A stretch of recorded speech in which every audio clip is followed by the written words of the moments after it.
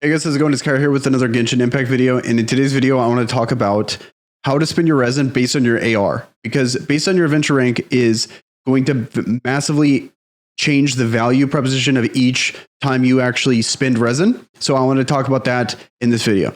So first thing I want to talk about, what specifically do you use resin for? We could spend resin on essential materials, weapon mats, artifacts, or your talents. So essentially, it's tied to every single part of your character. How are we going to figure out what the best thing to farm is based on your AR? First thing, I would say in the very, very beginning, I'm going to start from the beginning and go to the very end on how we should prioritize this.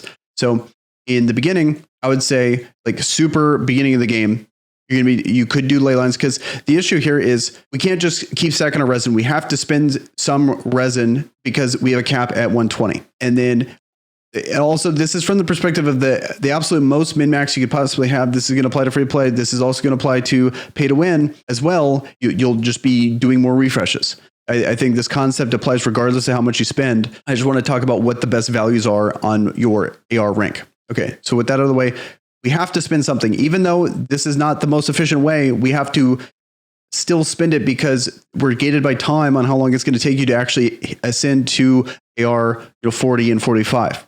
Okay, so in the meantime, as we're leveling up, what is the best thing we could possibly do at a given moment? So in the very beginning, ley lines are not terrible. Ideally, what you're going to be trying to do is world bosses. I think world bosses is a great way to first start because that's going to be your ascension mats. Ascension mats are going to be the thing that is gatekeeping you from leveling up your character further. So that's going to be your main priority, is going to be farming ascension mats, and that's world bosses. And I would recommend, because leveling up a character in this game, as you'll see, and you'll start to realize just how much it takes for one character when it comes to the more you spend, more is actually going to be a bottleneck. The actual materials it takes to level the character are going to be a bottleneck. And then all of the stuff that we're going to need to farm for the character. So I really think it's important you double down on like 1 to 2 characters. I think of multiple. Ideally, you're going to want about 2 characters to really focus on, and they're going to take different. They're going to be different attributes, and they're also going to take different talents. Like for example, you could get stuck. Like if I wanted to go Ningwing and I wanted to go Kaching, their talents, they're the same. They take the same to level up. They both take prosperity. So that's like, you want to really look into that. For example, now that I got super lucky and pulled Dialog and Kaching, I got prosperity over here, and then I believe it's resistance over here. So that's going to make it, where they're not fighting for the same resource. And they also take different. You can also, when it comes to like world resources that you could farm that are not tied to resin, it's also kind of nice. It's not really that big of a deal, but the big deal is going to be the things tied to resin. It's nice to have 2 characters you really like, you really want to level, but they don't take the same resin requirements. Okay, so then world bosses is going to be the main thing. You almost can never go wrong with world bosses. They scale with you. You get artifacts, you get materials. That's going to be the thing that I would recommend the most. Ley lines are something that you could squeeze in here and there if you're in a pinch for something. For example, I've been hitting the gold ley line when I'm out of money here and there, but it's not ideal because you get the same amount of adventure rank for the per resin spent, but you're going to be getting things that actually meaningfully progress your account versus more that you can eventually get as you just play the game and find more chests and stuff like that. So that's why I think world bosses is the way to go. So then as you level up a little bit, the next thing that's going to be right hand in hand with your essential materials is going to be your weapon mats. And why weapon mats are so important is your entire character's base, like your weapon is your base attack. So for example, what I mean by that is, Dialog here, all of his percentages on all of his artifacts, on all of his talents, or I should say all of his artifacts. So like, let's say you have all these artifacts that, plus 34.8% attack. All of that is based on his weapon here. And his weapon, I have a base attack of 309. Okay, on here, plus his actual stat base attack. But my point is I'm just trying to show just how important your weapon is. This is something that you really want to make sure should be one of the first things you take up. You ascend the character and you level up that weapon, because that's going to be the thing that actually affects your modifiers on your artifacts. For example, just to kind of give you an idea, I have 1600 attack here. And then if you look at my weapon, it's only 300. But like, let's say I switch it. I switch it to this guy with only 38 attack, switch, boom. And then now I now have 800. Half of my attack is gone. How is that? Because all my modifiers are based upon my base attack of the weapon. So that's why your weapon is that important. Don't worry about artifacts. Don't worry about all that stuff. The thing that you care about is getting that base attack on that weapon high as possible. Next thing is talents. And I think talents are fine to level. First time where it's really valuable, a noticeable jump in value when it comes to farming talents is going to be AR-36. And why I say that is, let's go to the map here. Talents right here. So we look at this. There's only four places. A lot of these other ones have more jumps, like every 5 levels. But weirdly enough, when it comes to talents, you get to AR-35, you can't get in here. AR-36 is when you can get in here. And the change is, so this is Sunday, is a little confusing, but most days on like Tuesday, Thursday, or like let's say, what is it, like Monday? Yeah, Monday, Thursday, or Tuesday, Friday. Those days, it's just going to be that type, like that one type, like freedom for Monday, Thursday. And then you get the big jump you're going to get is you're going to go from AR-35 and below, you're only going to get a max of 1 blue book.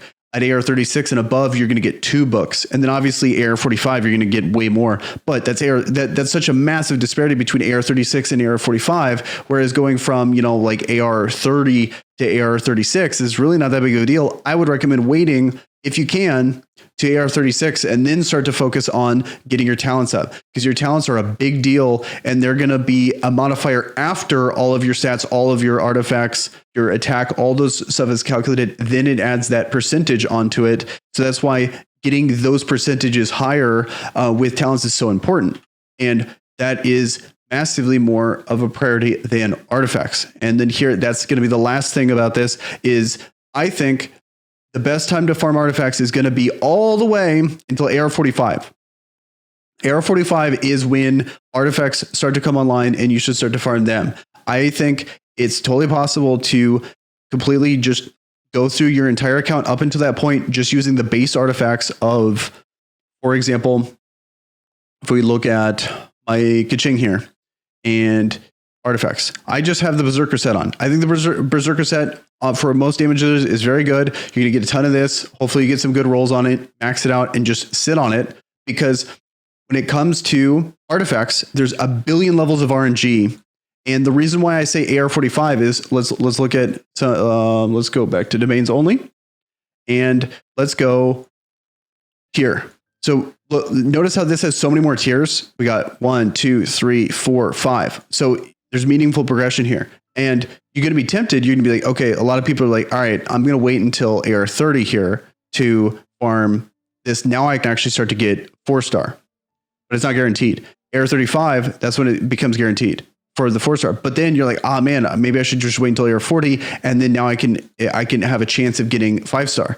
But when it really happens is AR-45, you get a guaranteed 5-star artifact. So the value difference between all this is so much bigger than any other jump that we've gotten. I would say that one of the other big jumps is going to be AR, like the level 36 when it comes to the talent books. But this jump here is massive. So this is where you're going to want to save if you're really wanting to be the most min-maxed. Best way possible is save all of your fragile resin. Every single piece of fragile resin should be saved until you hit AR-45, and then you just spam it all right here. Because you're not in a race here. You're not, all you're doing is just playing the game. So you might as well. And as more content comes out, I think right now getting to AR-45 feels like a nightmare. But I think maybe if you're watching this sometime in the future, getting to AR-45 is just going to be a whole bunch of story and a whole bunch of quests. And there's going to be a whole bunch of stuff to do that you're not stuck just farming chests from AR-36 and up, and waiting for dailies. So I think AR-45 sounds very daunting now, and it sounds like you're going to be waiting 6 months until you can farm artifacts. But when you really think about how much resin you have and all the other stuff that are going to be meaningful improvements to your account that are guaranteed, not random, you could spend 1,000 resin here and get trash rolls. And then where are you at? Then also leveling up an artifact, it takes a massive amount of artifacts to crush into it. So all those other things are guaranteed. The things that you're going to be getting are going to be gaining you are going to be Mora potentially. or as you ascend characters, maybe experience tomes. But those are things, at least you know going in, you're like, hey, I'm spending 20 resin for this thing, and I got it. Might not be fun. You might not get the dopamine of getting a really cool artifact, but trust me, waiting till AR45 is going to be a massive boost to all of the value you get from that resin, especially the fragile resin. I wish I saved mine. I would be significantly lower in AR rank right now, but I would also in the future be having a lot more runs of domains for guaranteed 5-star artifacts waiting for me. So, all right, guys. Well, that's going to do it for this video. Hopefully you found that helpful. Let me know down in the comments below if there's anything you want to bring up, if you have any questions, if there's any other tips and tricks that you think would be beneficial for people. Definitely let me know down in the comments below about that. And you guys have a good one. Peace.